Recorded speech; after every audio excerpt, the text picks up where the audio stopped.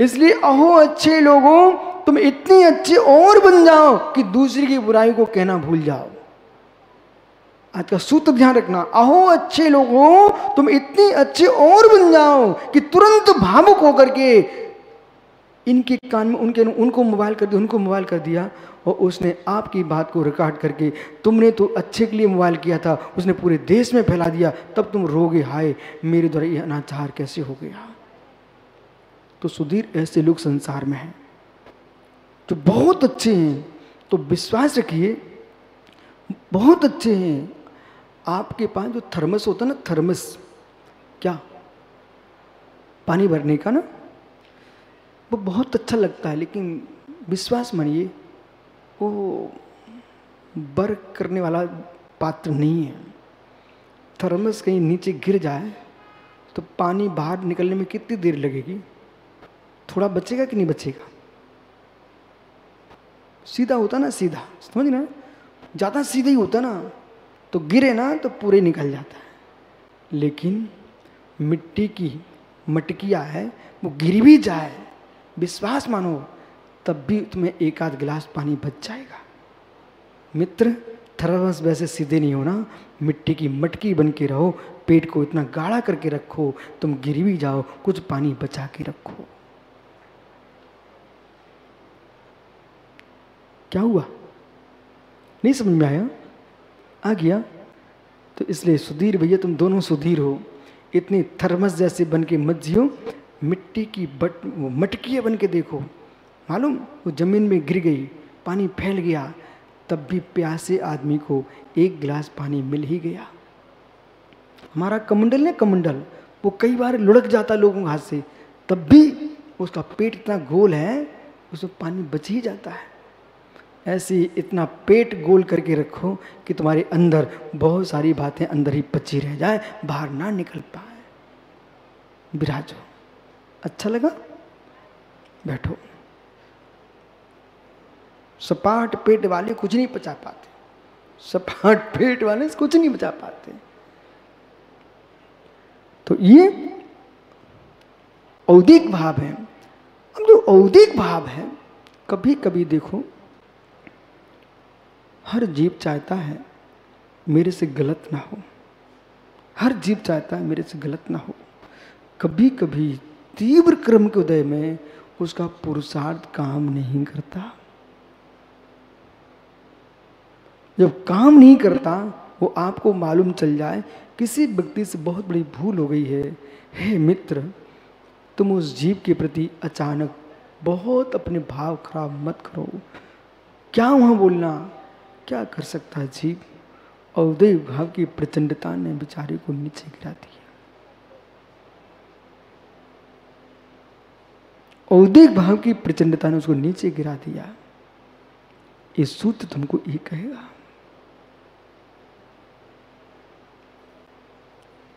फिर आपको डॉक्टर बनाया क्यों? आपको डॉक्टर बनाया क्यों? आप क्यों डॉक्टर हो? यहाँ पर मरीज तो गलती करेगा ही करेगा, लेकिन तुम्हारा कर्तव्य है उसकी गलती होने पर भी डांटना नहीं, दवाई देना। ऐसे ही किसी जीव को संयम से गिर गया, आचार डांटे ही मात नहीं, उसको प्रायश्चित की दवाई दे करके उसका उद्धार करें।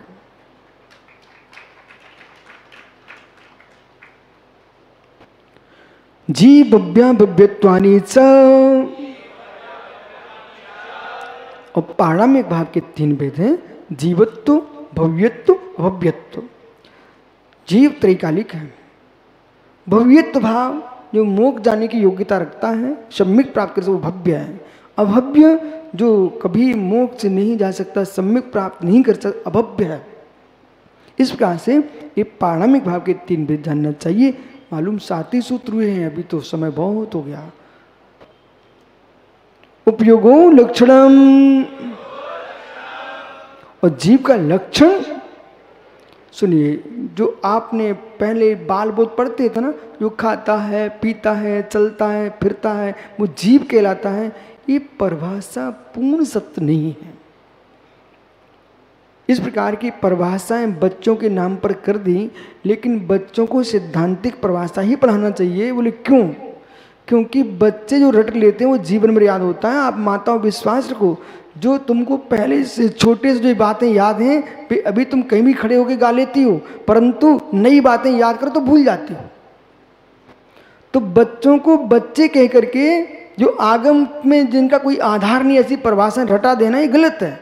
इसलिए पाठशालाओं में भी जो छोटे छोटे बच्चों को भजन सिखा रहे, पाठ सिखा रहे हो, वे सिद्धांतों से युक्त बना के सिखाइए। यहाँ की बातें सिखाओगे बच्चे वही पाठशाला की बात याद रखेंगे। मालूम आपको, मालूम सबको मालूम, बोले माँ ने सिखाया था बेटा अरहंत सिद्ध अरहंत सिद्ध, वो आज तक याद है बच्चों को। इसलिए जो खाता है पीता है चलता है फिर तो वो जीव होता है, ये गलत है परिभाषा। बोले क्यों?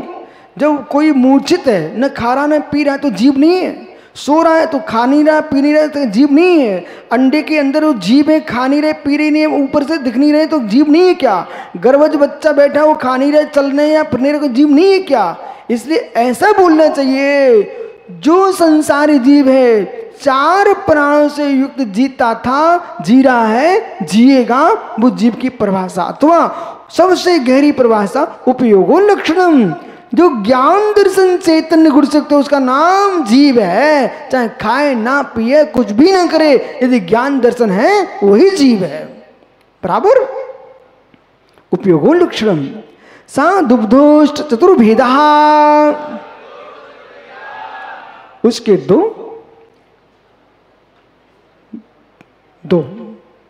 मूल भेद, दो ज्ञान दर्शन। जो ज्ञान दर्शन है सा दुग्धोष्ट चतुर्भेदा, ज्ञान उपयोग दर्शन उपयोग। तो ज्ञान उपयोग 8 प्रकार का है और दर्शन उपयोग 4 प्रकार का है। इस प्रकार से 12 उपयोग के भेद जानना चाहिए। संसारो मुक्ताश्च, पंडित जी ये सूत्र आ गया, जहाँ से प्रारंभ किया था इसको देख लीजिए। संसारो मुक्ताश्च, ये किसके भेद हैं? जीव के। निमित्त कुछ नहीं करता तो संसारी कैसे? वो निमित्त कुछ नहीं करता तो मुक्त कैसे? निमित्त पा करके जीव संसारी है और निमित्त छोड़ करके जीव मुक्त है। लो, मोक्ष में निमित्त है कि नहीं? महात्मा सारस्वत जी, बिना निमित्त के मोक्ष हुआ क्या? निमित्तों के छूट जाना ही मोक्ष है और निमित्तों के बल पर ही छूटेगा। क्योंकि कर्म का बंध जो है ना वो निमित्त है और मोक्ष किससे छूटोगे आप? कर्मों से। तो निमित्त से तो छूटे, वो तो सामने खड़ा हुआ है, पर छूटोगे किसके बल पर? निमित्त उपादान के बल पर। बराबर। इसलिए जो कर्म सहित है वो संसारी जीव है और कर्म रहित है वो मुक्त जीव है। ऐसे जीव के 2 भेद जानना चाहिए। विषय आपको यदि तत्वांशु समझना है तो लगभग 12 साल चाहिए, कम से कम 12 वर्ष चाहिए, तब तत्वांशु समझ में आएगा आपको। और आप एक दिन में 1 अध्याय पढ़ रहे हो तो इतनी सीख पाओगे भी। तो संसारो मुक्ताश्च समनिष्काहा मनिष्काहा, तो संसारी जीव ध्रुव क्षेत्र काल भव भाव 5 प्रावर्तन संसार है। इसका छूट जाना मोक्ष है, इसमें संचरण करते रहना संसार है। और संसारी जीव 2 प्रकार के होते हैं, समनस्का मनिष्का, संगी और असंगी। जो मन सहित है वे संगी, जो मन रहित वे असंगी, यही बोलना। अब तुमने कहा जो शिक्षा ग्रहण करते हैं वो संगी, जो शिक्षा नहीं करते वो असंगी। ये सामान्य परिभाषाएं, पूर्ण सिद्धांत नहीं है। बोले क्यों? गर्भस्थ बच्चा शिक्षा ग्रहण करता है क्या? सुनिए ध्यान से, इन उलझनों में मत उलझ जाना। मैं आपको स्पष्ट कह रहा हूँ। बहुत सारे त्यागी वृंद सुब्रत सागर जी अपने भाइयों से कह देना प्रवचन तो सीखना, पर इतने मत रट्टू प्रवचन करके सीख के आया ना। किसी विद्वान ने लिख के रख दिया कि प्रथम और आपको मालूम अर्जुन का बेटा चक्रव्यूह में फंस गया, कौन? अभिमन्यु। तो बोले अभिमन्यु चक्रव्यूह में फंस गए, बोले प्रवेश की शिक्षा तो सीख ली थी और ये निकलने की नहीं सीख पाए, तो प्रवेश की शिक्षा कहाँ सीख रहे थे? बोले जब गर्भ में थे अपनी माँ के गर्भ में, तब अर्जुन उनको समझा रहे थे तो गर्भ में सब सीख गए। तो मालूम इस प्रकार की शिक्षा दे करके, इस प्रकार की शिक्षा बोल करके तुम संस्कार पर प्रवचन कर रहे थे, पर संस्कार के प्रवचन के चक्र में जिन दर्शन के संस्कार का त्याग मत कर देना। ऐसी भूलें कर बैठते लोग, बड़ी बड़ी सभाओं में बोल देते हैं। अरे भाई ये कथन जैन दर्शन का नहीं है। समझ गए कि गर्भस्थ अवस्था में कौन? अभिमन्यु गर्भस्थ अवस्था में अर्जुन उनको बता रहे थे, माँ सुन रही थी तो बेटा गर्भ में सुन रहा था, इतने में उसका जन्म हो गया तो निकलना नहीं सुन पाए। ये कौन सी प्रक्रिया है? जब गर्भ में जो दिख नहीं रहा तब सुन सकते थे, अब तो निकल के तो और अच्छे सुन सकता था। पालने में सिखा देते। इसलिए सुनिए ध्यान से, ये संगी असंगी का जो हमने हेतु दिया ना, वो हेतु यहां पकड़िए कि यदि गर्भस्थ अवस्था में कोई कहीं शिक्षा ग्रहण करता है, उसे संगी कहते हैं, तो गर्भस्थ बच्चा शिक्षा ग्रहण नहीं करता है। ये आप जो है जो भी तुम व्याख्या कर देते हो, एकदम बाहर की शिक्षाएं लेके आकर के तुम व्याख्या कर देते हो, इसलिए उन लोगों से ज्यादा डर लगता है जो नाना दर्शनों को पढ़ करके गाय बन के नहीं आ पाए आज तक। सुनिए ध्यान से, जो गाय बन के नहीं आ पाए आज तक, बोले क्यों? क्योंकि गाय जैसा खाती वैसे देने लग जाए, तुम उगल दोगे, बमन कर दोगे। गाय गाय तो जंगल भी खा लेती, मल भी खा लेती है, जिस खेत में वहीं चर के आती, लेकिन दूध देती है बराबर। ऐसे ज्ञानी तुम कहीं भी पढ़ के आओ, जैसा पढ़ के आए वो ही निकालने लग गए तो गोबर हो जाएगा। यानी गाय खा के आती जगह जगह, पर आंचल से दूध देती है, मल स्थान से ही मल देती है, आंचल से दूध ही देती है। ऐसे ज्ञानी आप जो व्याख्या कर रहे हो, जो जिन वाणी में स्पष्ट हो उतनी व्याख्या करना। जगह जगह पढ़ के आए हो और तुम मुनिराज हो, हमारे लिए तो मुनि मुद्रा दिख रही, हम तो ये कहेंगे मुनिराज ने कहा है, लेकिन मुनिराज ने कौन से शास्त्र की बात कही है, ये मुनिराज को सोचना चाहिए। यही कारण है अनिल भैया, इसलिए मैं सबको नहीं कहता सब ग्रंथ पढ़ लो आप। यहाँ वहाँ की पुस्तकें पढ़ के आ गए, उन्हें मालूम नहीं आ पाया कि हमको इसमें जिनवाणी का पुट कैसे समझना चाहिए, कैसे लगाना चाहिए, ये ज्ञान नहीं है। तो क्योंकि कुछ वक्ता ऐसे होते हैं, देखो पढ़ने के बाद पचा पाना कठिन होता है, जो भरोगे वही निकलने लगता है, और जैसे तुमने वही निकालना प्रारंभ कर दिया ना, तो फिर जैन सूत्रों का लोप हो जाएगा। कुछ लोग तो मालूम जिनवाणी कम पढ़ते हैं, मन ही नहीं लगता, बाहर की पुस्तकें ही ज़्यादा पढ़ते हैं। जब प्रवचन को बोलेंगे तो कौन भाषा समझती निकलेगी, वही चिल्लाओगे फिर आप बिराजो भैया। इसलिए किसी को पुस्तक भी दो ना, कहना महाराज जी गाय बन के पढ़ना। ओहो, समनस्का मनस्का, जो मन सहित हैं संगी, मन रहित हैं असंगी। संसारस्थ स्थावरहा, और संसार जीव के दो भेद और हैं, त्रस और स्थावर। जो दो इंद्रिय से लेकर के 5 इंद्रिय के जीव त्रस हैं और एक इंद्रिय जीव स्थावर हैं। पंचास्तिका में त्रस स्थावर की भी व्याख्या है, लेकिन वे त्रस नहीं है, स्थावर नाम क्रम के उदय है। जैसे कि अग्नि, वायु, ये क्या है? यानी जल, तो जल बहता है, त्रस्ती नहीं त्रसा, तो त्रस स्थावर का है, लेकिन वास्तव में वो त्रस नहीं है, स्थावर ही है। पृथ्वी अप्तेयु वायु वनस्पत्याः स्थावरः।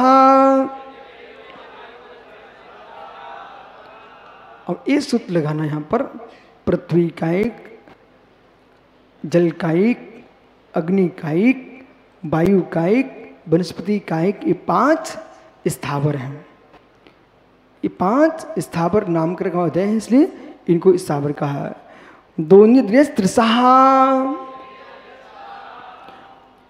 सभी जीवों को ये सूत्र इसलिए रखना चाहिए कि वो सिद्धांत है।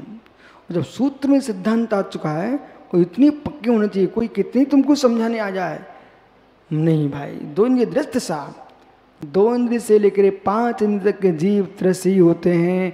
अब मैं आपको ठहरने को स्थावर नहीं कह सकते, नहीं तो जो पुरुष आप लोग बैठे हो ना तो तुम स्थावर हो जाओगे, चलोगे तो त्रस हो जाओगे। इसलिए यहाँ पर नामक्रम को ध्यान रखना। पंच इंद्रियाणी,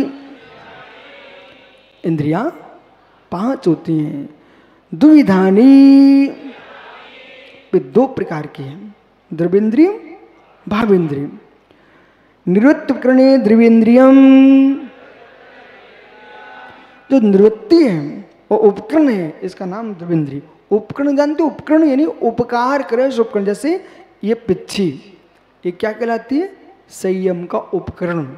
इससे जीवों की रक्षा करते, इसलिए संयम का उपकरण है।